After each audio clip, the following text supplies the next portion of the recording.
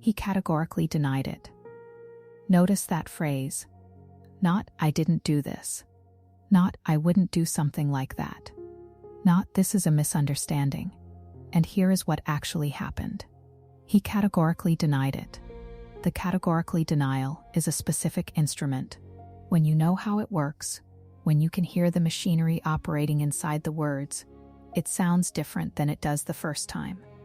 The first time, it sounds like innocence.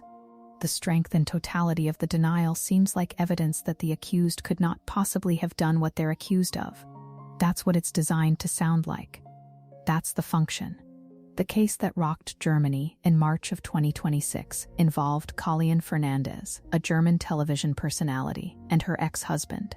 Fernandes publicly accused him of spreading intimate images of her online. The images in question are alleged to be deepfakes, artificially generated images created using her publicly available likeness, fabricated without her consent, and distributed in ways designed to cause her maximum harm. The accused denied the claims completely. The story went wide.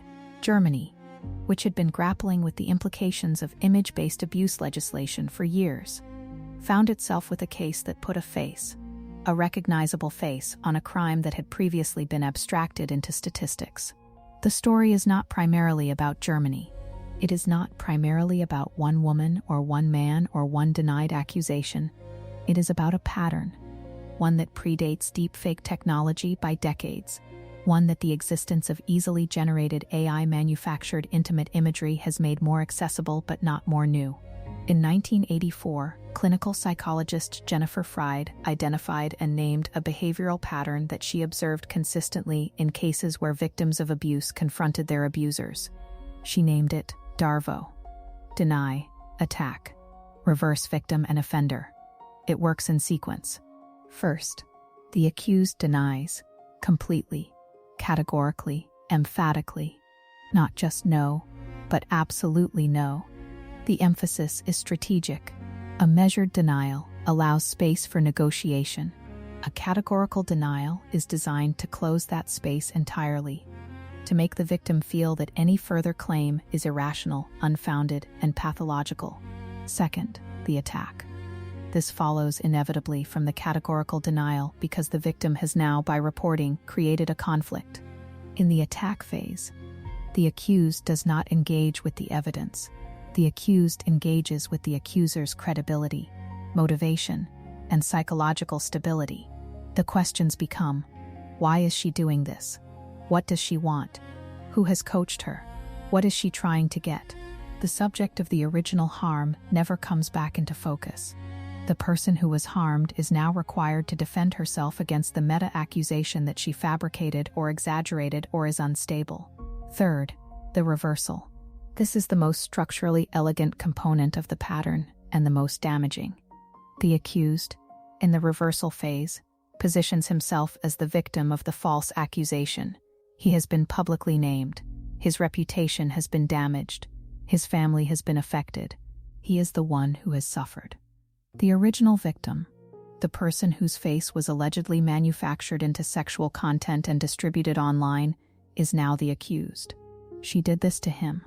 DARVO is effective because it works on a structural vulnerability in how human beings process conflict. Most people, when they encounter total emphatic denial from someone they know, experience doubt, not because they believe the denial, because the confidence of the denial is itself a form of evidence, and we are not wired to discount it cleanly. The categorical denial is not about truth. It is about leverage. Deepfake intimate imagery is the most recent evolution of a category of abuse that has existed since photography.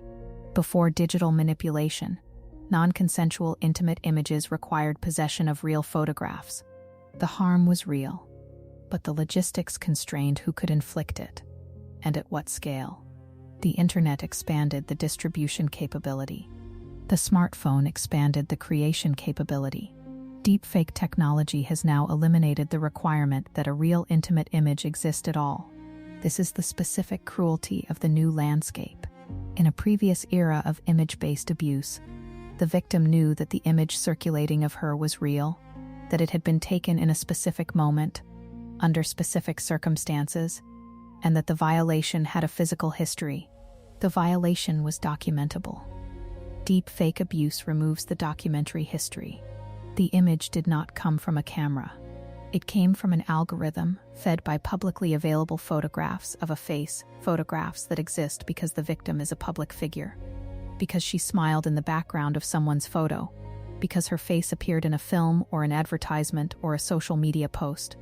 The weapon was built from material she did not consent to provide for this purpose, but that she could not have withheld without ceasing to exist publicly at all. And when she reports it, the first response from the accused is categorical denial. Now she has to prove it. She has to prove not only that the images exist and that they are false, but that the person she is accusing specifically created or distributed them. Digital forensics can sometimes help. IP logs, metadata, pattern analysis, but the tools of investigation are available to everyone with resources. And the person who created the images, if they chose to cover their tracks, has the same access to anonymization technology as investigators have to tracing tools. The Collien Fernandes case is significant in Germany, partly because of who she is. She is not a private individual. She has a public profile. She has the resources and the platform to name her accusation publicly, to retain legal representation, and to have the case reported on by major news organizations. The vast majority of women who are targeted by image-based abuse, including deepfake intimate images, have none of those resources. They do not get BBC coverage of their denial.